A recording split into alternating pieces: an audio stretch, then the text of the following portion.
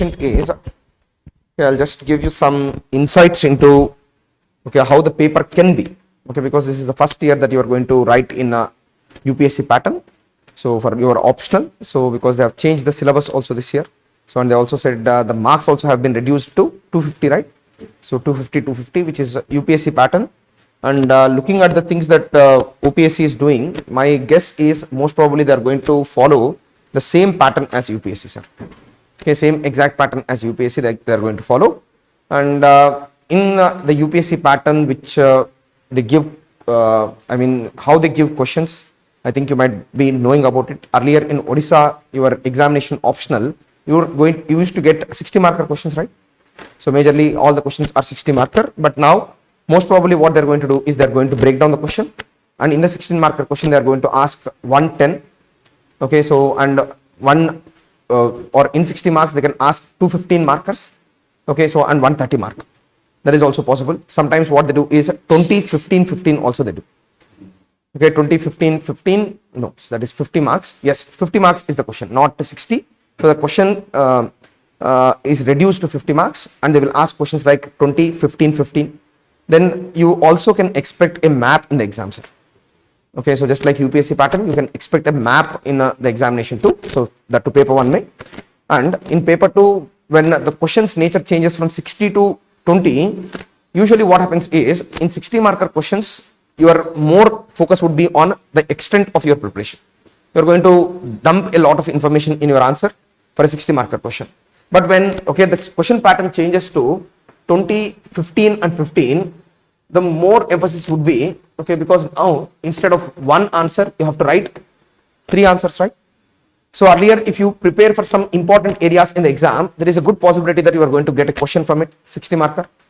Okay, some important areas. But the thing is now, in place of one question, you need to have a clear-cut clarity on 3 questions, sir. Not just one.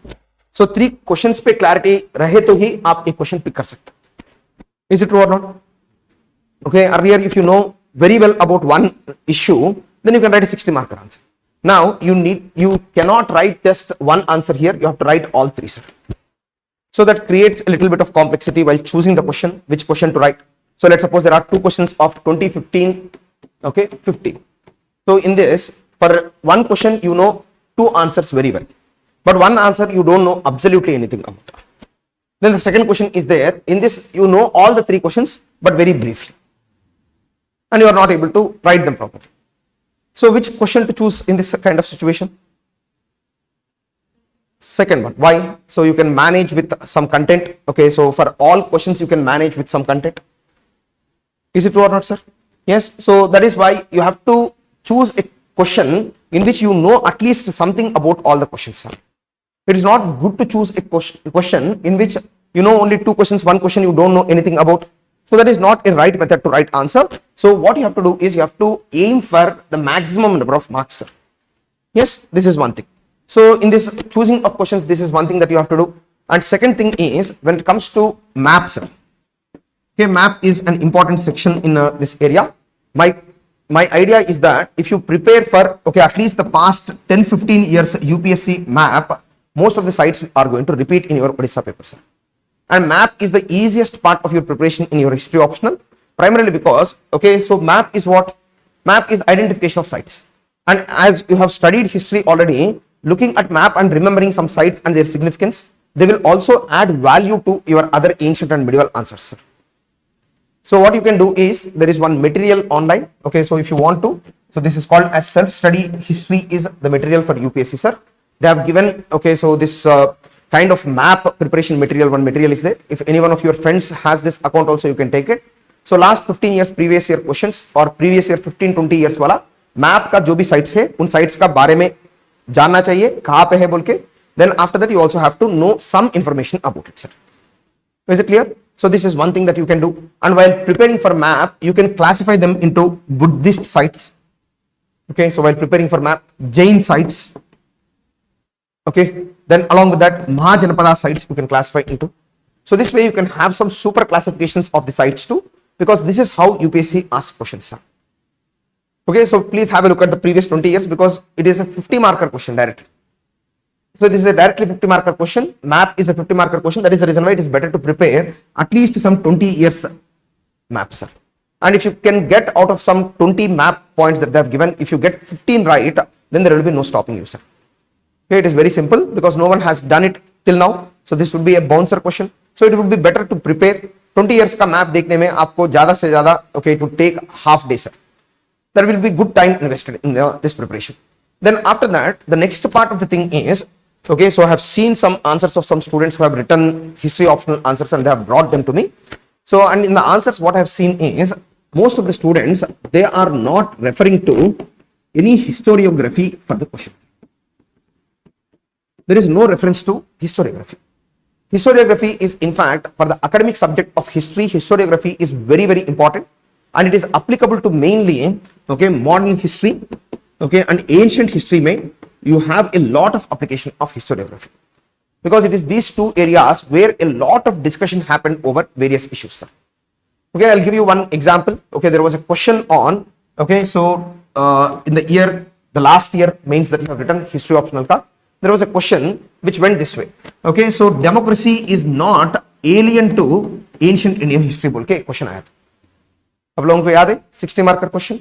Okay, so for this question what you do usually without historiography you just write that, okay, in ancient India, okay, historiography में number one, so we had democratic system during the Vedic period. Then after that there was Ganasangha assembly. Then after that there were Cholan assemblies in India. Yes, this way you will go on so on and so forth, right? Yes, so this is the usual pattern of writing answer.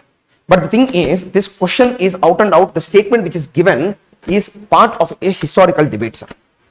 But unfortunately what is happening is many students are not aware about this kind of discussions.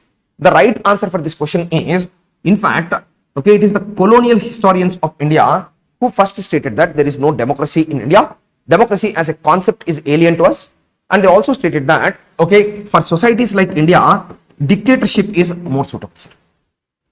Because we did not have any democracy before.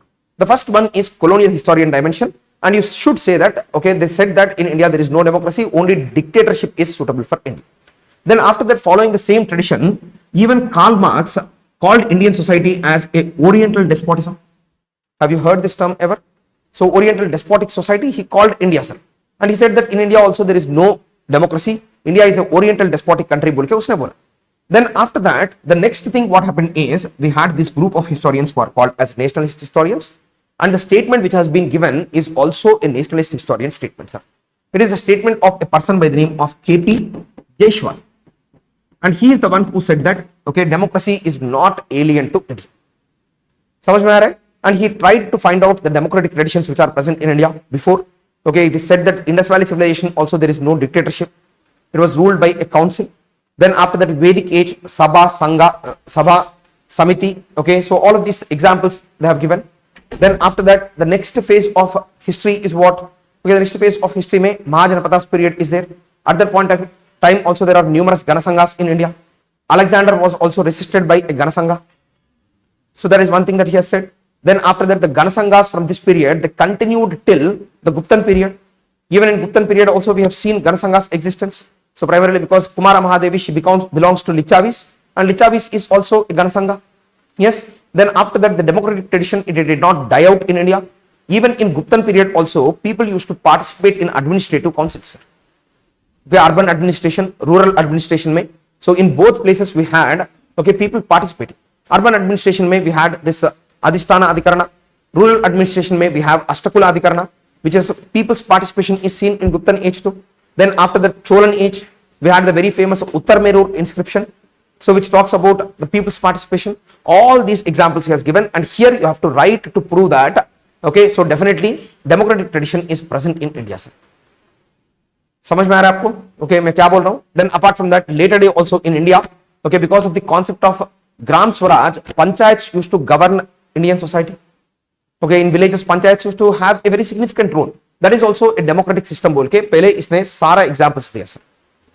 Is it clear? But the next thing is, okay, there were some historians who are called as revisionist historians who questioned this idea. Okay, this idea was not completely accepted in Indian society. So what happened? Revisionist historians are the people who question the essence of some things. And in revisionist historians, they started studying about the various assemblies which are present, sir. And if you look at the assemblies, particularly the Ganasangha assemblies, do you see the participation of women in these assemblies, sir? Is there women participation? In Ganasangha assembly, there is no women participation. Is there lower caste participation here? There is no lower caste participation. The only participation which is present here is upper caste family head who is a male member. He alone is participating. Can we call this as democratic, sir? So this is one question. Then the second question is, even during the Cholan period also, okay, what was happening? Is it full-fledged democracy, sir? Okay, in the Sabha, it is like a lottery. It is like a pot ticket system, lottery. They used to give their votes. Then after that, a kid used to pick one sheet, and the person whose name is present there, he used to be elected as the head of the village. So this shows that this is not a full-fledged democracy. Then after that, even in the panchayat system of India also, usually there is typical upper caste domination everywhere. By looking at all these things again, there will emerge some questions on democracy.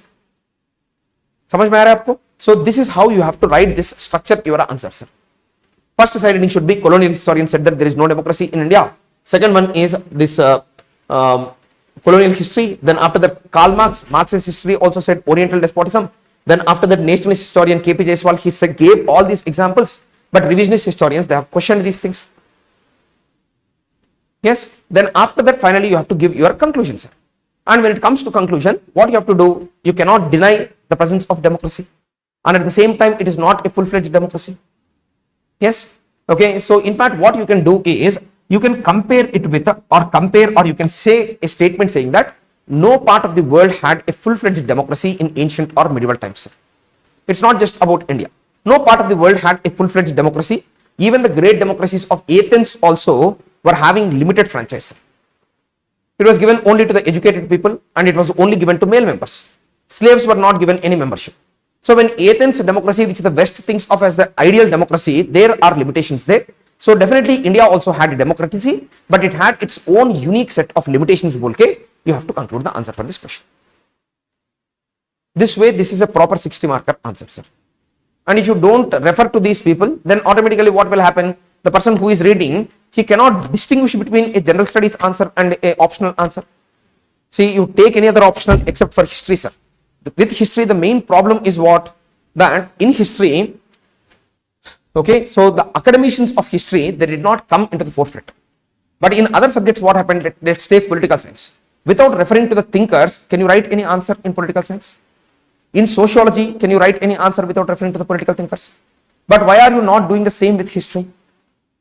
In history, what you are doing, you are writing just one version of history, okay, for the people to read. But is it correct way of approaching the optional, sir? General studies, it is good, okay, no problem. But optional के लिए आपको definitely historiography लिखना पड़ेगा, sir. There is no other way out. समझ में आ रहा है आप लोगों को? So this way you have to write your answer with a good introduction, and introduction for the question can be on, okay, so the discussion of democracy.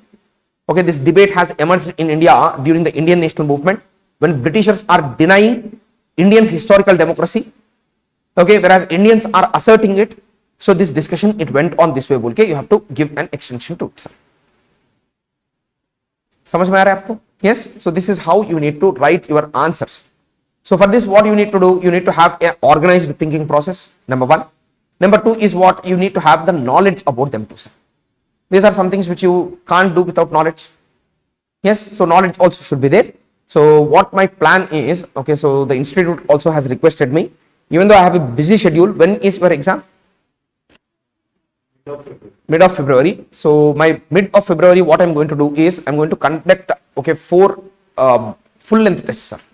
Okay, 4 full length tests I will conduct, one for ancient medieval, one for modern and world, and again one for ancient medieval and one for, okay, modern and world. And in these tests, what I'm going to do is I'm going to give all these discussion oriented and applied questions in your papers. Okay, and I'm going to give a online discussion for you. So online discussion, I'll give this kind of information also for you to write down. So to note down. So this is one thing that I can help you out with. So this is my plan, sir. Okay, this is my plan. So then apart from this, many other questions are also of the similar fashion, sir. Okay, so yesterday we have seen one question in general studies saying that Quit India movement is an un-Gandhian movement. Okay, that question is a full-fledged historical debate in history, sir. Okay, there are multiple historians who have supported it, opposed it. There are multiple viewpoints on the Quit India movement, sir. Am I making sense what I'm trying to say? See, in fact, in Quit India movement, so I'll just explain that question too. Okay, Quit India movement is considered as an un-Gandhian movement led by Gandhiji was the question, right? So for general studies, I have given one answer. Okay, but now you look at from the history point of view, sir. Okay, if you look at from the history point of view, first and foremost, okay, first you should write about some basics of Quit India movement, when it was launched, okay, what it is called, all of these things you can write in introduction, sir. And once you write these things in introduction, the next part of the answer, what you have to do, you have to directly jump into historiography, sir. And in historiography, okay, it is the nationalist historians of India, okay, who first said that, okay, Gandhi was the accepted leader all across the country and his ideology is followed, and the nationalist historians believe that, okay, Indian independence is an outcome of a non-violent movement against the British. Is it true or not? This is what we are fed from childhood. Yes, so this is the typical NCERT approach towards it. So what it said, okay, all movements in India are Gandhi-led movements. Gandhi leadership was accepted by everyone, and Quit India movement is also one such movement. Okay, and India won its independence also through non-violence. Okay, and wherever there are some elements of violence, okay, in those places it is primarily because of public radicalism. Okay, but there was no nationalist radicalism. Okay, this is the usual thing which is said by people, sir. Only some pockets of public radicalism were there here and there. Okay, but there is no problem with every Gandhian movement is Gandhi came forefront, all Indians came behind him, and they together marched against the British, and through a non-violent way we have achieved independence. This is the story that we usually listen to, sir. Yes, but the thing is, with respect to, okay, the same Quit India movement, national historians have proposed it. Then the second one is, there are a group of historians who are called as Marxist historians, sir. And these Marxist historians questioned this thesis. They said that how can it be? Okay, the people are in fact fighting a violent revolt against the British.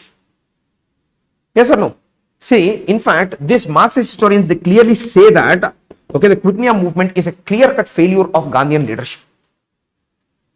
This is not a Gandhian movement at all. No one is listening to Gandhi. Everyone is fighting according to his own intention. So they give examples of public radicalism and violence. Okay, they say that Lakshman Naiko has done this in Odisha. Okay, more than 1,000 people are killed. More than 1 lakh are arrested. There was guerrilla warfare which was being done. Can you call this as a Gandhian movement? You cannot call this as a Gandhian movement. This is quite wrong. Okay, Gandhi's failure is clearly visible in Quit India movement. Is it clear? In fact, the Quit India movement is seen as a lower class movement which has rejected the middle class leadership of Gandhi. लोगों ने lower class में सब मिलके क्या बोला कि गांधी का leadership हमें चाहिए ही नहीं, हमको लड़के ही हम लोग आजादी लेंगे बोल के they started fighting against the British. Are you following this, sir? Yes. So then after that, okay, so you might have heard about this name called subaltern history. You ever heard this term? Subaltern history is also one more school in modern Indian history, sir. So what these people did is they further taken forward the analysis, okay, and what they did is, okay, they said very clearly that Gandhi had symbolic importance in this movement, okay, and Quit India movement is in fact what they call as spontaneous movement. They call the Quit India movement as a spontaneous movement. There is no Gandhian interference in it. Okay, so it is a spontaneous movement. Gandhi just had a symbolic value in this movement. Are you understanding this? Okay, so in fact they make a statement, Gandhi is the unchallenged leader of the movement, but Gandhiism is never implemented in the movement. Okay, so this is subaltern history. They make this statement. So this way, this question also has a clear-cut historiography of its own, ranging from national historians to Marxist to, okay, so these people who are called as subaltern historians. So more dimensions are also there. So this way, if you write the answer, automatically what will happen? The quality of your answer will be enhanced.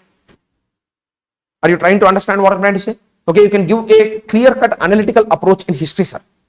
Okay, but unfortunately what is happening is while writing history, the history academicians are not appreciating the students' answers which are not referring to any historian, sir. Dhire bolna. Okay, so the thing is, historians, when they are correcting the papers, okay, of students, they are feeling that, okay, so this is not the right way of writing history, because people are writing just one perspective of history. That is wrong. You have to do an analytical perspective of history. Usme, okay, so there is nationalist historian, Marxist historian, subaltern historians, and all of these people have different opinions towards the same issue. समझ में आ रहा है आप लोगों को? Yes, so this way some applied questions are quite possible, because UPSC has shifted to this pattern of asking questions from 2013 on, sir. But when I say this, it doesn't mean that every question has historiography. There are only prominent some 10 to 20 debates in history which are very broad, and on these issues definitely they are asking at least 4 to 5 questions in each paper, sir. Is it making sense? Then apart from that, some remote issues are also there in history. On that also there is a possibility of a question. So this way we will try to learn these kind of applied dimensions in history, sir. See? Yes, yes. Sometimes the same question is asked, like, quitting a movement, the spontaneous one. This, In that case, directly we have to jump into the viewpoint of subaltern historians. no. Mr. Tuva said this thing, Yes. then we can start. How is it? See, whenever any statement, okay, of an historian is given as a question, and the end word in optionals would always be more or less critically examine or analyze or discuss, sir. These are the 3 words. So when these words are given, so the intent of the examiner is what? I have given one statement which is one point of view. Okay, you give a proper introduction to this question. Then after that you give supporting arguments to the given statement. Then put across all the other views which are present on the same issue. You justify the given statement first. Then after that, what are the other views which are placed on the same subject matter also you have to write. समझ में आ रहा है आपको? Yes. Then after that you have to give a conclusion based on different views of historians. You have to give a conclusion. So for the question that you have said, okay, so this movement is a spontaneous movement. So why this was made? Subaltern history, Ranjit Guha has made this statement. Then after that, supporting arguments are what? All the top level leadership has been arrested. The movement was not formally launched by Gandhiji. Is it true or not? That is the reason why it is called as a spontaneous movement. Yes. So people's anger came out because of the problems of Second World War. 4th supporting argument. Then after that, the 5th supporting argument is what? Okay, so you have to say that. So in this movement, rather than, okay, so the leadership, it is the people who started openly rebelling against the government. Okay, which can be seen in the list of martyrs of the Quit India movement. Most of them are very common people who are not associated with nationalism earlier. So a sub point usko support dena hai, spontaneous movement ke liye. Then usko, what are the opposing views? Opposing views are what? Nationalist historians. They say that Gandhi has prepared the ground for the movement beforehand. Do or die speech diya usne. Okay, so the Quit India resolution also he has passed. So all of these things Gandhi has already done. That is the first thing. Okay, that is the reason why we should call it as a Gandhian movement. Then within the movement also there are many people who did not cross the Gandhian agenda of Hartal, Ghero, okay, and Jailbird. Okay, these are Gandhian methods. Many leaders they confined to the Gandhian form of movement only. So that is the reason why they say that this is a Gandhi-led movement and it is not a spontaneous movement. Then the third group of historians are Marxist historians. They say that Gandhi has, okay, what he did, he hijacked the lower class movement. Okay, he hijacked the lower class movement and converted it into the Quit India movement. That is the Marxist historian perspective. Gandhi has hijacked the movement, lower class radicalism is there. He used it for his own benefit and to make India independent. Okay, so that is the third step. So these are the 3 views which are present. समझ में आया? So after that you have to give a conclusion. By looking at the Quit India movement, definitely, okay, we can say that there is a lot of spontaneity in the movement. There is no denying it. But at the same time, okay, in every revolutionary's head or in every nationalist head, the image of Gandhi remained a lasting figure. They might be doing some un-Gandhian things, but they are doing it in the name of Gandhiji. Okay, yesterday I have given the example of this Santals, right? You remember? Okay, so yes, so they started brewing toddy also in the name of Gandhiji. They established numerous toddy shops. Gandhi Teka. Okay, so वहाँ पे बैठ के सब लोग P के, this is also Swaraj for them. For them, Swaraj means what? The right to brew their own liquor is Swaraj for them. Okay, so but they did not know that Gandhi supported prohibition. Are you understanding this? If Gandhi had come there, they would have offered some liquor to Gandhi also. Okay, that is how innocent public are in India, sir. That is the reason why there is a very famous study in history which is called as the role of a rumor in the rise of Gandhiji, sir. Okay, so this is one prominent historical study, okay, which is done by a group of historians who are called as Cambridge historians, who talk about the role of rumor in the rise of Gandhiji, sir.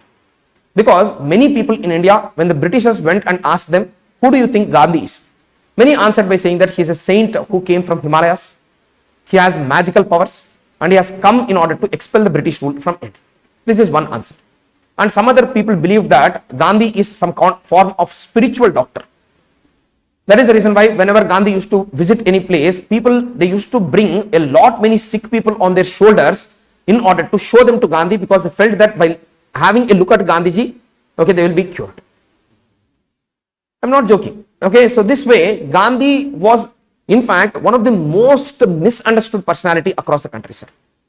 What Gandhi represented, very few people understood. Because today there are PhD studies on Gandhiji. Okay, but common people of India, everyone accepted Gandhi. Okay, he was given a symbolic place when his ideas were not followed by people except for a close group of his own, sir. समझ में आ रहा है आपको? Just the appearance of Gandhi like a simple sannyasi. These are the things which attracted the Indian public towards him, and they never followed the Gandhian message. In fact, they used Gandhiji for their own purpose. Great Indian farmer is there. Gandhi launched non-cooperation movement. He never gave any speech against Jamindar.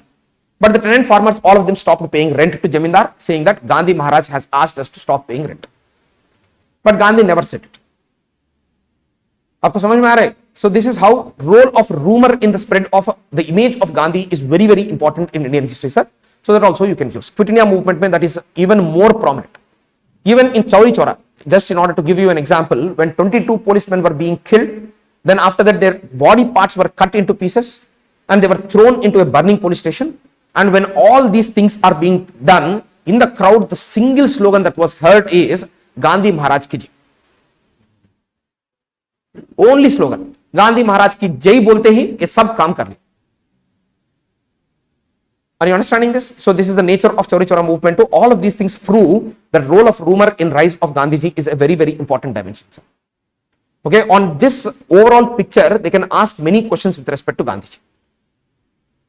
Is it clear? So then they can ask one more question was there. Okay, Gandhi from an absolute adherent to non-violence, with the time he moved towards soft violence is one more question that can be asked. This is also a very good question in modern India. They can ask this question. समझ में आ रहा है आप लोगों को? Yes. So, but this kind of historiography is not much applicable to medieval history, sir. Because medieval history में most of the questions are okay, very, very proper questions they will ask. Okay, which are theoretical questions only they will ask, sir. Okay, theoretical questions means if you know the issue, you can write about it. But in that kind of questions, high quality content plays a main role.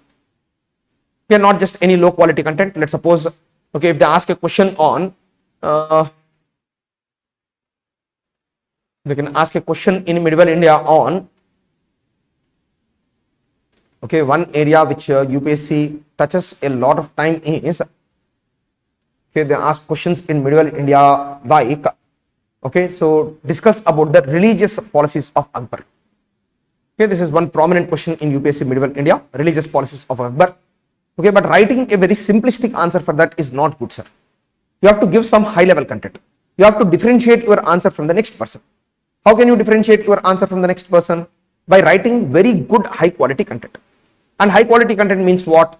Okay, you need to have a clear cut organization about the evolution of Akbar's religious policies, sir. समझ में आ रहा है आप लोगों को? Yes. So here what you have to do, first you have to write about, okay, Akbar is considered to be a representative of composite culture in India, okay, by many historians. But at the same time, okay, some right wing historians criticize Akbar for being a religious bigot. Is it true or not? Okay, some right wing historians criticize Akbar to be a religious bigot. Okay, so the reasons for the same. First, you have to write influences on Akbar. That is the first side. What kind of influences did Akbar have, sir? Huh? Not Rajput influences later, but when he was young, he was first trained by a Shia by the name of Abdul Latif. Then apart from that, Bairam Khan is also a Shia who had enormous influence on him. Then apart from that, Akbar, when he was in his teens, he came under the control of some conservative ulemas. Of this conservative ulema, okay, Sheikh Ahmad Sarhindi is the most prominent. Under his influence he has come. Then after that, slowly Akbar's attitude towards religion, it changed because of the matrimonial alliances with the Rajputs. Okay, so then after that, okay, so Akbar was initiated into spiritualism because of Sufi tradition. And in Sufi tradition, there is Sheikh Salim Chishti. Then after that, what happened in his life? So once he was initiated into this kind of spiritualism, he started studying about various religions. For that, Ibadat Khana became an experimental ground. Yes, that is next influence on him. Ibadat Khana, the religious discourses which are conducted, is the next influence. Then his association with Abul Fazl, Faizi, okay, who are also very liberal in their mindset, this also influenced Akbar's religious policies. So this way, first you have to write all the influences on Akbar. And in introduction, if possible, the sources of information about Akbar's period also you can write in introduction. Sources of information are what for Akbar's period? Okay, we have Akbarnama is there. Then only one book. There are multiple other sources for Akbar's period in history, sir. Okay, so there is one book which has been written by Badauni also. Okay, Badauni also has written one text on Akbar. Then apart from Badauni, there is one more called Tariq-e-Akbari. Okay, Tariq-e-Akbari by Nizamuddin Ahmadi. Okay, the person's name is. So Tariq-e-Akbari is there. This way we have multiple sources. Then after that, influences on Akbar. Then religious policies of Akbar. So when you write the religious policies of Akbar, first you have to write about his conservative periods. Yes or no? So during his conservative period, what actions did he take, sir? So he conducted or he declared the battle of Haldighati to be a jihad. Okay, and many people who were prisoners in the war, they were also killed, sir. That is his first action, Battle of Haldighati, that is conservative policy of Akbar. First one, that is absolute Islam. Okay, Battle of Haldighati. So this is one thing. Okay, so then after that, okay, so that is one prominent thing during his conservative period. I can give more points also, but not relevant now. So then after that, he moved towards a liberal phase. And in his liberal phase, the first or the most prominent religious policy of Akbar is, so you might have known about this policy which is called as, what is that? Okay, Sulhi-Kul. So you can refer to Sulhi-Kul. First, okay, Sulhi-Kul is an outcome of the discussions which are held at Ibadat Khana, and it means universal peace and brotherhood. So uske bare mein likhna. Then after that, what is the next thing that Akbar did during his time? So he has removed the religious taxes. Religious taxes were removed. Then after that, Din-i-Ilahi is one more faith that he has created, which is based on interreligious understanding, taking religious ideas from different religions. He has created Din-i-Ilahi. So that is one more thing that he has done. Then along with that, he also issued a document which is called as Mahzar, which declares Akbar to be the Khalifa of the age. See how well organized this answer is looking like. So if you can give this kind of structure with a very good content, then this would lead you to get very good marks in history, sir.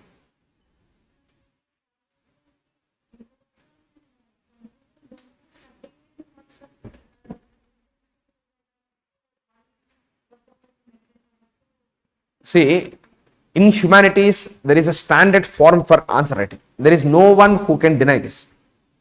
One is, first, every answer should have an introduction. Then, for the given statement, there should be supporting arguments. For the given statement, there should be opposing arguments. Then finally, there should be a balancing conclusion between all the views that you have present. Primarily because all humanity subjects, every humanity subject is a search for truth. And when you are searching for truth, there will be multiple perspectives to it. Yes or no? And you have to come to a conclusion which is as near to the truth as possible. Without writing conclusion, how can it be possible? You have to write. Okay, there is no way out. Okay, so that is the reason why what you do is you should not resort to paragraph format. Paragraph format is suitable for 60 marker questions. When the questions come 20-15 marks, then automatically what you have to do is you have to write structured point format in answers with micro-side headings of keywords. Whatever keyword is there, you have to make it micro-side heading. Then brief explanation of the same. and because it is optional, the explanation should not cross 4 lines, sir. For 1 microfarad, 4-line explanation. Then move to the next microfarad. This way, so on and so forth, you have to continue and write your answer. See, ज़्यादा से ज़्यादा आपको avoid करना ही पड़ेगा. Okay, maximum you have to avoid paragraphs. Where it is necessary, essential, you can't escape paragraph in only those kind of areas where you conduct some discussion, where you come to some kind of conclusion. In those areas alone, you have to write paragraph. While presenting points, it's best to write in point format. Because I'll tell you one thing. So the examiner who is correcting your paper, okay, would be somewhere around 50-60 years of age. First thing. Second thing is, your paper will not be the first paper that he is correcting. Most probably he would have corrected some 30-40 papers before your paper. So naturally, he will already know what he should expect from the answer. And while correcting, if he sees all the important points as subheadings with each point, then he will not take the effort of reading the entire line to sir. Just by looking at side headings, he will tick mark. And when you are helping him to evaluate, will he not help you with marks, sir? This is give and take. Otherwise, usually 50-60-year-old people, you see any of your parental generation, they can't keep their attention on any subject matter for quite some time, sir. If you write a very big paragraph, they'll read the starting, and by the time they go to end, what you have written in the start, they will forget. Is it true or not? So that is the reason why it is our job to ease the work of examiner. Okay, so I think you might be knowing, last year in UPSC examination, not last before year, the first ranker was from history option. So her papers are available in a website called Self-Study History. Okay, you see those papers, you will understand how she is writing. Because her optional is also history. Shruti Sharma is her name. Okay, Self-Study History में उनका papers है. आप download करके एक बार देख लीजिए उसका answer कितना कटथ्रोट है. Okay, so because you are also shifting from 60 marks to 15 and 20 marks, you also should adopt to the same methodology, sir. There is no escaping it. Is it clear? So this way, in a scientific way, we have to go ahead for history optional, then only we will get good marks, sir. All right, she got somewhere around some 320 marks, sir, in optional. Okay, 320 marks in optional out of 500, so which is top score for history. And in other optionals, even though there are better scores, in our general studies also she got very good marks, primarily because she followed this approach, sir. Structured answer, highly structured answers. Okay, by just looking at the paper, you will yourself be impressed. Just see the paper once. I am not asking you to compare with her content. I am just asking you to compare with her structure. The content तो थोड़ा 10 दिन 15 दिन एक ही subject पे थोड़ा time ज्यादा ध्यान दिया तो हम लोग को मिल जाता, लेकिन structuring is an attitudinal thing, sir. Okay, so now earlier administrative reports, if you look at, they used to be written in pages, sir. Then the exam pattern also used to be the same. Now today you see any IAS officer's brief note. Now is the age of brief notes, sir. In brief notes, what they are doing, they are exactly following the same answer structure in their note making process also, sir. Is it making sense? So that is what you have to do, sir. Then along with that, stay relevant to the question, read the question twice or thrice. Okay, so then stay absolutely relevant to the question. If you are not relevant to the question, it will look like when a villager comes and petitions you that there is no road for his village, you will lay a pipeline, sir. It is as if you are solving a different problem than the problem which is at the place. Primarily, all examinations which are government examinations are aptitude tests. They are the tests of your capability. They are not the test of your content. Let me be very clear about it. Content testing exams are your, so exams for MA, then there is PhD also, PG is there, BA is there. Those exams are content checking exams, sir. But civil services exams are all attitude checking exams rather than content checking exams. If you have a very scientific personality, approach is also very good, and you can display it in your answers, then you are done, sir. Even if you make some mistakes in content also, they will oversee it. It's not a problem. Be following what I'm trying to say? So this would be my approach, sir. Even world history also you have for syllabus, right? So in world history, I think they're asking good number of questions. I mean, one half of the paper is world history. So world history के लिए भी आपको ठीक से तैयारी करना पड़ेगा sir, and it will be better for you to prepare for most of the previous year UPSC questions का आंसर्स प्रिपेयर किया तो आपको अच्छा होगा, and that too don't prepare them on the basis of your own knowledge. Okay, so if you can find with someone self study history ka previous year questions ka, okay, so there is one book you can read through it. It is very good, sir. Okay, online also you can buy it, some 4,000 5,000 rupees is there, so you can buy that, okay, and you can refer to the answers of these questions, and they follow this approach of historiography. That is the reason why it is the easiest way to prepare. So if you are newbies for the preparation, I would have asked you to buy some books, but now our stage is what? Final stage of the examination. Just how many days is there? 2 months is there, hardly. So in these 2 months, what you can do? You can refer to a good guide in order to improve your content. The best guide is what? The previous year question bank. Okay, PYQ question bank. This is there with answers, self-study history. So if you don't have, okay, 2-3 people together also can buy it. Okay, it is very good reference material, sir. You can see a jump in your history optional marks by 20-30 marks if you do this just one work, sir. And if in each paper also 20 marks increase, there is no surprise. Because just compare your earlier answers with the answers that I am talking about now. Don't these answers look more, okay, in tune with the demands of history optional? Okay, so this is the work that you need to do, sir. So please work on this, and I will also help you guys in this process. So every 10 days, I'll conduct one test. Okay, 40 days. Okay, so from today is what, 10th? 9th. So next 19th के दिन पे so आप लोगों को एक exam रखूंगा sir. I'll give one test for you. Then after 19th, 29th would be the next test. Then 9th would be the next test. Then after that, okay, one more 19th would be the next test. Then after that, okay, if need be, I can conduct some one-to-one sessions too. So one-to-one sessions also I can conduct. Okay, so that is the case. I'm almost done. I'm almost done, ma'am. Okay, so but no problem. But whatever I have talked to you in our session, the same things I have discussed, it's not an issue. So yes, if you have any questions, please ask me. Sometimes we see, statement-based questions from the world history. Yes. So Good. how to approach such type of questions? Yes. See, which can you give any example for the question, statement-based question?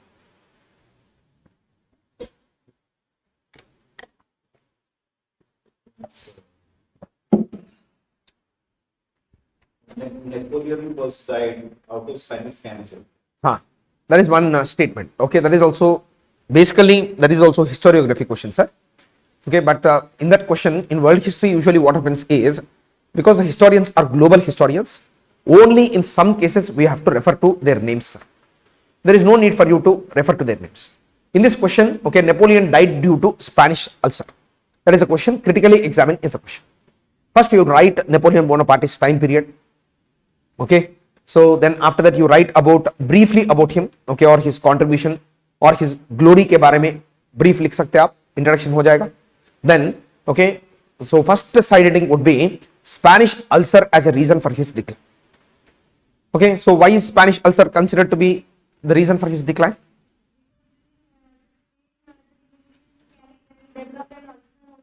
And also they buried the agricultural ground, agricultural fields. He installed his younger brother as a king there. Yes. See, why Spanish ulcer is considered as the reason for the decline of Napoleon Bonaparte is primarily because the Spanish Civil War, it represented nationalism, sir.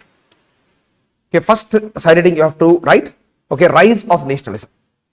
Okay, Spanish Civil War, Spanish ulcer is nothing but rise of nationalism in Spain, because he has installed his brother as a king on Spain by removing the local monarchy.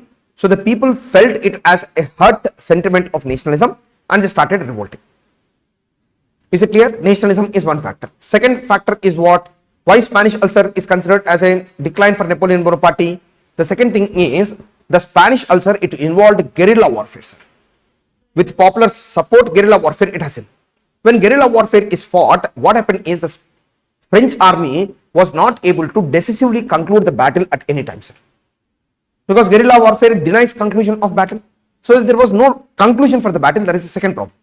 Then the third problem is the grand army of Napoleon Bonaparte. It was completely exhausted in the Spanish Civil War. And the Spanish Civil War, it also inspired revolutions against Napoleon Bonaparte in other places across Europe.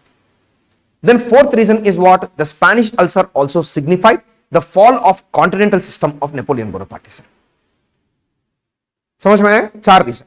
Now, after that, the other factors in decline of Napoleon Bonaparte also you have to write. Because humanities is a search for truth. You have to write the first supporting arguments. And what are the other reasons for decline of Napoleon Bonaparte? The other reasons for decline of Napoleon Bonaparte is primarily because of his Russian invasion, sir. Spanish Civil War only dented his power, but his power was completely destroyed because of the Russian invasion, where he lost majority of his army. That is the first one.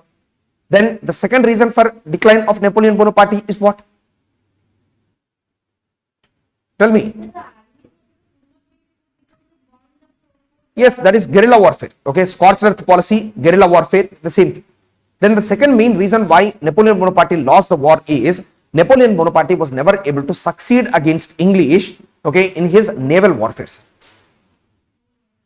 The bigger threat for Napoleon Bonaparte is what? The English navy is a bigger threat for Napoleon Bonaparte. That is the second factor. Then the third factor behind decline of Napoleon Bonaparte is what? Napoleon Bonaparte, what he did is he started working against the ideals which he stood for earlier. He started suppressing liberty, he started suppressing equality, he started suppressing fraternity. He is the child of revolution, but he also destroyed the revolution. So that is the same thing. So, yes, same, almost similar things you have to write. Then this is the third dimension. Then after that, the fourth dimension for decline of Napoleon Bonaparte is his conflict with the Catholic Pope is one more reason. Because he arrested and put him behind bars. And the Catholic world, it considered it to be a great disgrace for them. समझ में आ रहा है आप लोगों को? So this is one more factor for his decline. Then the last factor is the rising power of England is the most important factor in decline of Napoleon Bonaparte. Okay, he could have survived the Spanish ulcer, he could have survived the Russian defeat, but the English joining hands with numerous powers and creating the 7th European coalition, which finally defeated him, is the death or is the last nail in Napoleon Bonaparte's coffin. These are the factors. Then finally you have to give a conclusion. Okay, so the Spanish ulcer is not the sole reason for the decline of Napoleon Bonaparte. Okay, but it signified many more diseases or many more problems which Napoleon Bonaparte's empire carried in itself. बोल के आप conclude करना पड़ेगा. It just signified. It is just the symbol. But the underlying problems and challenges are all present बोल के आपको conclusion देना पड़ेगा. समझ में आया आप लोगों को कैसे लिखना है इसका answer? Yes. So particularly on French Revolution, Napoleon Bonaparte, there is a lot of historiography. Okay, are questions on enlightenment asked for you? Rousseau, Voltaire. Okay, so then it will take some time for us, sir. So through tests, through questions, I will try to educate you people on these areas. Yes, okay, so because the Rousseau's idea of republic. Okay, so and along with that, they can ask a question on Voltaire's statements. Okay, these are all possible questions, sir. Good questions are possible here. Okay, so please work on these things. Okay, my discussions also will be a little longer because 250 words means, so 250 marks means what we have to do? We have to discuss 5 10 marker questions. Then along with that, I have to give you choice too. So those questions answers also I have to discuss. So it is going to take some time. Okay, discussions might be somewhere around some 3.5 hours long. Okay, that is for sure. So then apart from that, yes. One more thing is questions. Yes. This is something new for us. Yes. We never prepared for that. Yes. Who's that? See, it's very simple. I told you about the various categories of maps that can come. Buddhist sites can come. Okay, port towns can come. Then uske saath saath mein there is one thing that is like Jain sites, temple sites can come. Political capitals can come. Okay, so then after that there is Neolithic, Paleolithic and Chalcolithic sites also there. Okay, so आप previous 20 years का जो भी map pointing का है points, सो उनका सबका solution आप निकाल लीजिए और उसी को ओके मैप पे रख के प्रैक्टिस कर लीजिए. You have to buy one map, political map of India, so which shows India, Afghanistan. Okay, so then along with that there is the Sri Lanka also is shown very clearly there, Pakistan and Bangladesh. So this Indian subcontinental map you have to take, and on this map, okay, so there will be points which will be denoted by them. So what you do is you also point those sites. Okay, where Gandhara is there, where Takshila is there, where Purushapura, that is Peshawar is there, where Pushkalavati is there, where, okay, Patliputra is there. So all of these things you mark on map. Clear? Okay, but this is 50-50. We don't know.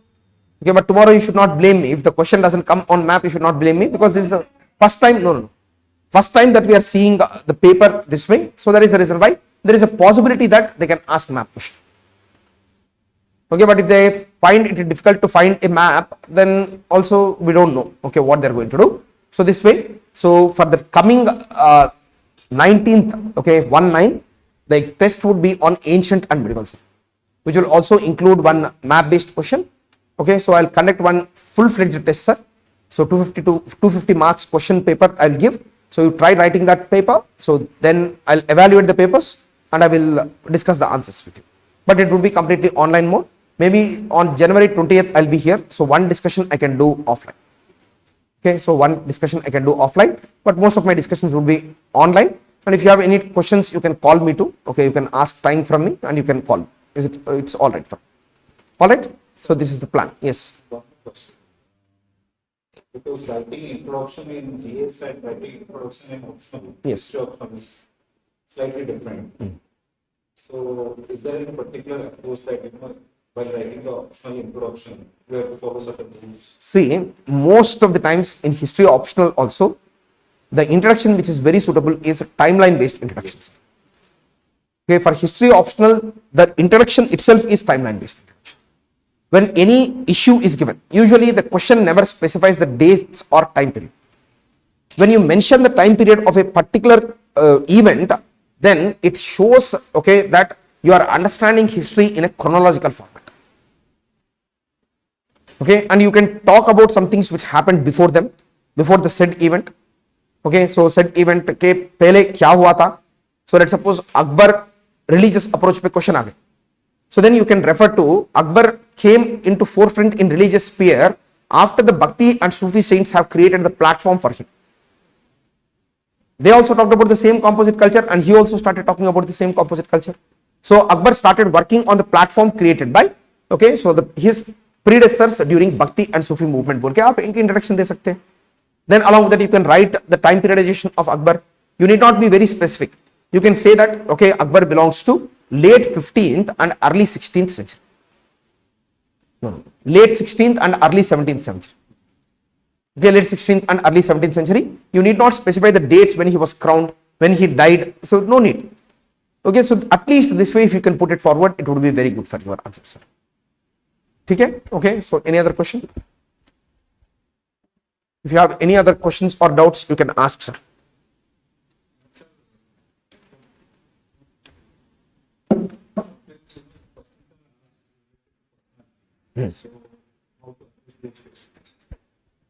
Okay, so see, Can we have like a generic format for that? yes, there can be a generic format, sir. Okay, so personality based questions के लिए there can be a generic format. See, the thing is, first and foremost, you have to write an introduction, okay, talking about the contribution of the said leader, okay, some glorious introduction or his time period. So that would be a good introduction. Then after that, okay, you can write about, okay, his early years, can be one-sided. Okay, so early years is one-sided. Then after early years, some things about his life. So where he is born, if you know it. So which area he belongs to. Okay, what kind of situations he has faced in his life can be one. Then after early years, the second part should be the ideology of the person. This is more important than writing about some information. What is the ideology? Let's suppose a question is asked on Patel. Patel belonged to an ideological group in Indian national movement which is called as Congress right wing. So you have to write his ideology is in sync with Congress right wing and what all Congress right wing has represented. Okay, first is anti-socialism in outlook. Second one is conservative in religious policies. Okay, or socially conservatives are there. They are against quick-paced social changes. Then along with that, they supported capitalism, right to private property. That is what Patel did. Okay, Patel, that is the reason why he introduced right to property as a fundamental right in Indian constitution. Then apart from that, the next dimension is, okay, so in Congress right wing, what they did, they always followed the Gandhian leadership. समझ में आ रहा है आप लोगों को? So then along with that, in post-independent India also, they wanted to create a country which is based on liberal capitalism rather than state-led socialism. Then along with that, the Congress right wing also created cooperative movement in India, because Patel is responsible for the first cooperative union in India, that is Amul. Okay, so he established the Khaira Milk Union, which later on became Amul. That is his contribution. So all of these things are his ideology. Okay, then after that, okay, prominent events in his life, which movements he participated in, right? Then after that, you write a conclusion. Introduction, early years, then after that, okay, ideology, and after that, okay, his, or what did I say? Contribution in various events. Okay, contribution in various events is the next one, and finally conclusion. This would be the best format of answer writing, sir. Okay, but if the question comes on some personalities of Odisha, definitely distinguishing the ideology is a little difficult. True or not? Okay, you don't find the ideology of leaders very clear. Clear ideology is not seen. Okay, but for national leaders, for all of them, this approach is applicable. Then uske saath mein koi aur question, sir? Okay, any other question from your side? So you fundamentally try to reorient your approach towards history optional, sir. Yes. So just I have discussed about it. So you take some political maps of India which shows the Indian subcontinent, sir. Okay, then in this, what you do is you segregate some into Buddhist sites. One map you make for Buddhist sites. And in previous 20 years UPSC questions, wherever the Buddhist sites have come, okay, you mark them, sir, in map. Then this map is done. The second map is Jain sites. Some prominent Jain sites you mark. So whenever we talk about Jainism, the main sites that we remember are what? One is this Mount Abu, Dilwara temples. Yes. Then the second prominent Jain region in India is Khandagiri, Udaygiri. Bhubaneswar is the second center. Okay. So some prominent Jain sites you think from history perspective, and you see the previous year questions. You will find all the Jain sites. Only the things which are relevant for you, you mark on map. समझ में आया आपको? So then after that you move to the next site. Next sites are what? Okay, let's take the case of Mahajanpada capitals is one map. So some prominent Mahajanapadas are there in India. So one is, we can mark Rajgriha here. We can mark, okay, so one more prominent is Champa is one more. Okay, so then apart from that we can mark Vaishali. So we can mark, okay, Kapilavastu. Yes, in Nepal. So this way you mark the sites. Okay, and you keep it with you. Then after that you need not, okay, so again go to the source for this, sir. And you just remember some 3 points about each site, sir. 3 points. Okay, 3 point याद रहना चाहिए. Kapilavastu आया तो Buddha's birthplace. Then capital of Sakya Mahagana Sangha. Okay, then apart from that, any other reason why you should remember Kapilavastu, sir? Kapilavastu is what? Buddha's kingdom. Okay, Sakya Mahagana Sangha's capital. Then apart from that, any other reason that you need to remember Kapilavastu for? Is there? Birthplace is Lumbini.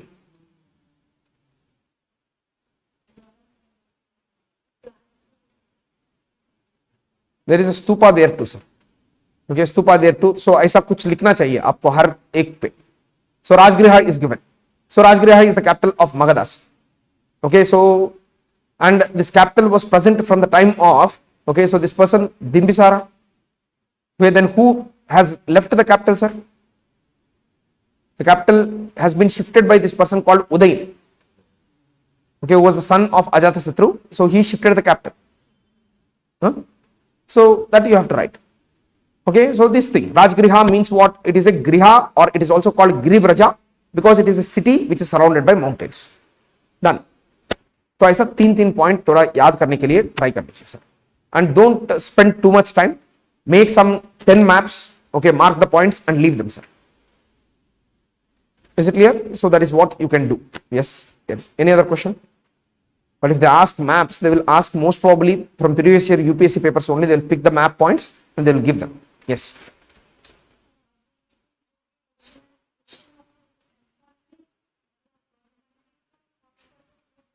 Yes.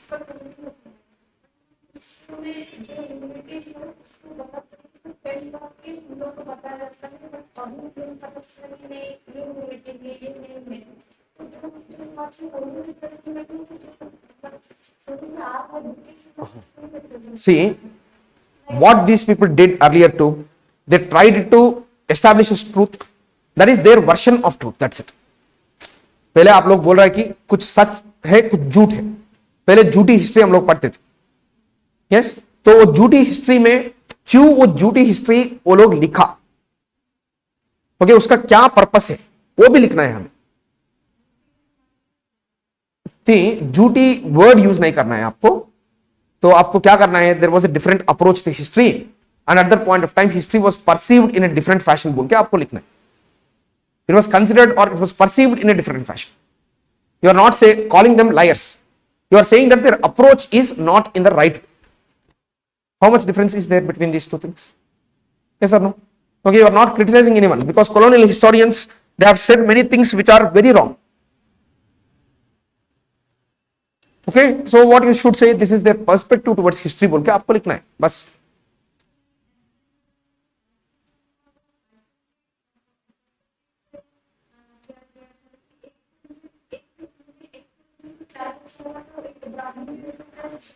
Yes, that was present in early Vedic period. Yes.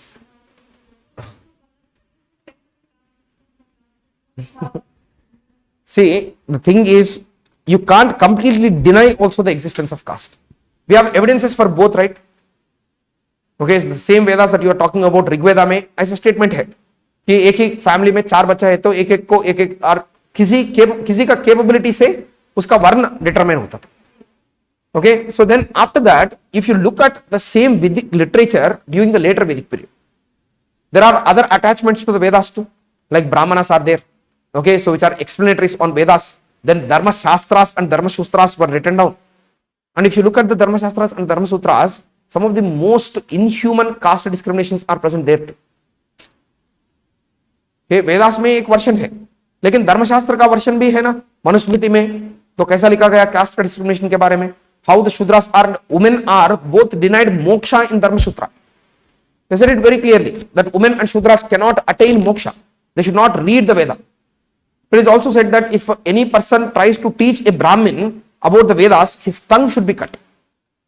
This rule is clearly there in Manusmriti. So that is also there, this is also there. Okay, so that is the reason why what we have to do is humanities is a search for truth, sir. That's it. Both versions are there. Ambedkar focused on one version, Gandhi focused on the second version. Okay, both of them are correct in their own way because both the practices coexisted, sir. Some places we see, okay, the acceptance of even the lowest castes of the society into God's cult primarily because of their bhakti. Chaitanya Mahaprabhu clearly proclaimed that, okay, for a person who is in bhakti, there is no caste for him. That is very progressive idea. But at the same time, okay, in the same society, there was such brutal discrimination against the scheduled castes of the society that they were not even permitted to walk in the temple street. Forget about entering temple. Temple street में भी permission नहीं. Okay, so Chaitanya Mahaprabhu जैसा लोग भी थे, and at the same time there are also people who are, okay, highly socially conservative. Is it true or not, sir? Okay, so that way you have to make humanities as a search for truth, write different perspectives. So these are the things which are said on said issue. So ऐसा लिख के आपको conclusion देना पड़ेगा, sir. All right. Okay, so any other question from your side?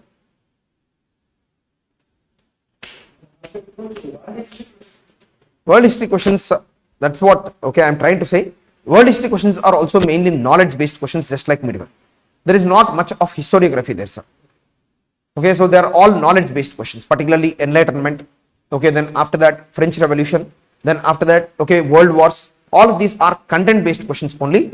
So you read that, okay, so I have told you self study history वाला previous year question का आप पढ़ लीजिए, उससे आपको बहुत अच्छा information मिलेगा. And even that, if you want some more information, you can go to this book which is called as Norman Law. Yes, Norman Law is the best book for history. Okay, so Norman Law is the top-notch book for historiography. But the unfortunate problem is it covers the history only from the time of First World War to Cold War. It doesn't have the French Revolution. It doesn't have the 19th century history. उसमें नहीं है. Yes, yes, fascism, Nazism, they are good. Okay, but the problem is for these sections, see, I don't want to burden you with any books now, sir. Okay, for the other section, there was one book called El Mukherjee. Do you know about it? So L. Mukherjee is best for 19th century history. So French Revolution and after is one book. So there is one more book. There are many books, sir. Okay, but you can don't do all these things. Prepare for previous year UPSC questions. 2 months time you have. Write some answers. Listen to the discussions. Go and write what you know in the exam. Okay, now if you touch any new book, what feeling you will get? Arey, I did not prepare anything. So you will go into a self-doubt, sir.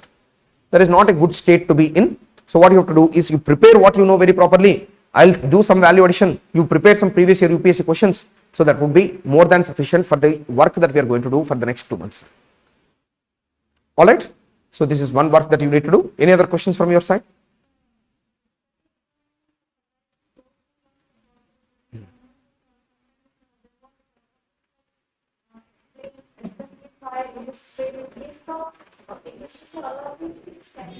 See, I'll tell you my personal experience. I'll narrate to you, sir. Okay, so once 2013 say I saw keywords use karna shuru kiya. Okay, before that there were no keywords in UPSC. They used to ask like 10th standard questions which used to end with a question mark very simply. Okay, no headache for us. So very easy to write. But from 2013 they have introduced it. So in 2014 there was a very famous UPSC Pandit in Delhi. Okay, very big teacher. Okay, so usne bola I'll explain the keywords which are being given in UPSC book. So all of us went. I was sitting in first line only. So because I was also preparing then. So usne shuru kiya class. Then what he said is, when UPSC asks, okay, the word discuss in the question, no, not discuss, first he started with critically examine. Then what you have to do is, you have to critically examine in the answer बोला उसने. मैंने सोचा, okay, so ठीक है. So उसने बोला critically examine दिया तो critically examine करना पड़ेगा आपको. Then I felt that, okay, next keyword he might be explaining again. So then after that, the next keyword was analyze. Then when analyze word comes, what you have to do in your answer is you have to analyze बोल के उसने बोला. Okay, what he is doing, he is just adding emphasis to the word and repeating the same word. Okay, so then after that I wanted to ask you, sir, if the question comes discuss, should I discuss with the examiner or should I discuss with the person who is sitting as an invigilator? I wanted to ask. किससे discuss करना है? तो उसमें क्या है? Okay, in सब words का एक ही meaning. Even if the word, okay, like illustrate is given also, you have to write in humanities for all things, supporting arguments, opposing arguments, and a reconciliatory conclusion. This is the standard form of writing answers.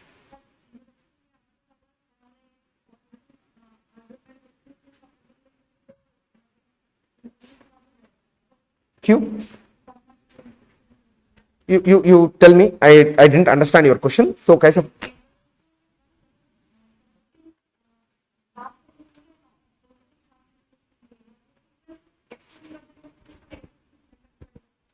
क्यों change करना है आपको sequence? Question आपका ऊपर है तो उसको आप पहले सपोर्ट करना है, फिर उसके बाद उसके लिए अपोजिंग आर्गुमेंट लिखना है.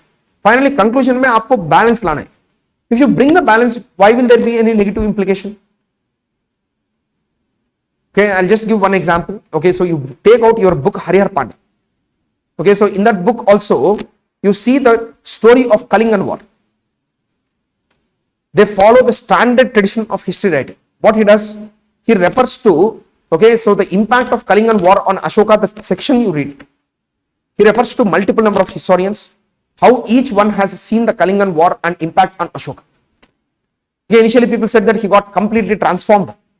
Okay, बहुत बढ़िया बुद्धिस्ट हो गया वो. So then he's moved from violence to non-violence. ये सब लिखा पहले.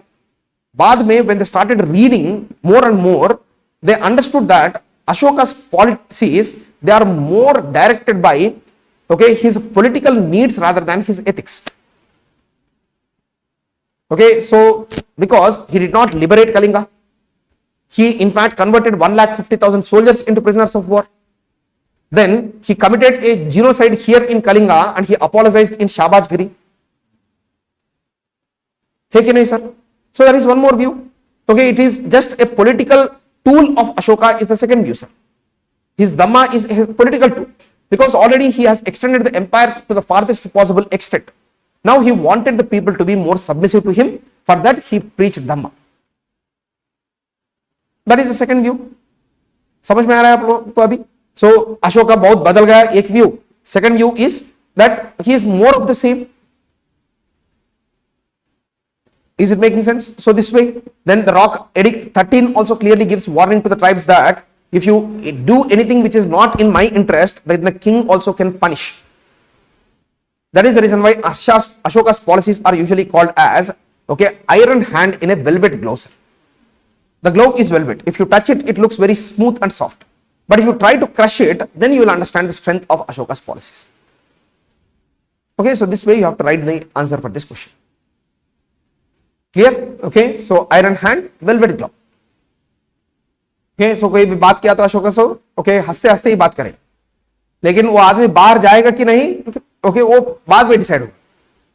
So that is the nature of okay Ashoka's policy, sir. You can write the answers for these questions. This is the next question.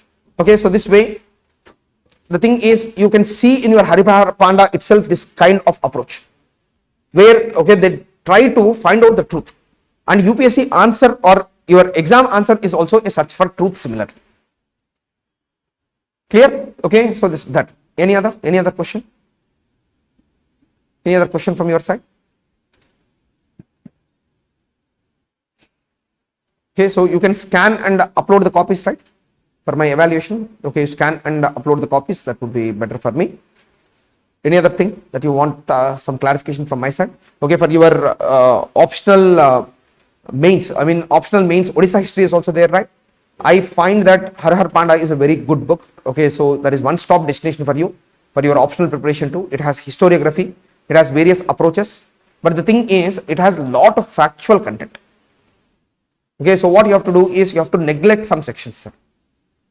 Okay, so I have seen the entire book. Okay, so when I was looking at this Ganga dynasty, many rulers who are not relevant for the exam are also mentioned, because it is a full-fledged history. So you have to neglect all of them. So you just identify the most prominent rulers that you can quote in examination if a question comes on Gangas. Okay, so that Ananta Ganga Chola is, or sorry, what is it? Huh? That is one. There is one more Ananta Chol Ganga is there? No. Ananta Varman is there. Ananta Varman 3. Yes, so Ananta Varman 3 is there. These are the two prominent rulers who are present there. Don't read the rest of the section. You cross it out. And you just read these two sections and you can quote. Clear? So that way you can use your Har Har Panda book. Okay, even in case of integration of the princely state into Odisha, there is also one prominent question for you, right? So in that question also all the princely states are mentioned. 26 princely states, each princely state में क्या problem है, ऐसा हम लोग answer नहीं लिख सकते. That is meant for information. तो वहां पे वो सब neglect कर लीजिए आप. Just remember 1 or 2 examples, that's it. समझ में आ रहा है? So ऐसे आप लोगों को burden कम करके उस book को पढ़ना है sir. Otherwise if you approach the book directly to read it from cover to cover, it is not possible. You can't chew and digest that book. Okay, so this is one approach change that you can take up. So this way you can work it out, sir. Okay, it will work for you. So any other question from your side? So I think this gives some kind of clarity for you. Yes, so we'll see, sir. Okay, we'll start the test and then we'll see, okay, with time if there is any other additional requirement, I'll cater to it, sir. Okay, by looking at your answers, I'll get a little more clarity with respect to where you stand. Yes.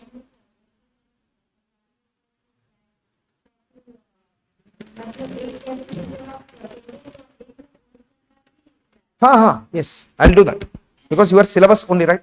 So I have, okay, so even though I was introduced to the book late, okay, I almost am done with the book, Har Har Panda. So I'll be able to do it. And many things are related to, okay, so Indian history only. So it's very simple for me. It's not a major problem. I'll include the questions. All right. Any other question from your side? Okay, so please prepare for the exam. Okay, most probably it will be on 19th. You will get some information from the institute. I'll send a question paper. You write the answers, sit here, scan and send them to me. So then after that, a day or two after, I'll conduct the discussion. Okay, because I have full packed schedule for the coming 2 months. So I'll conduct the discussions on Sundays. Okay, fine. Thank you.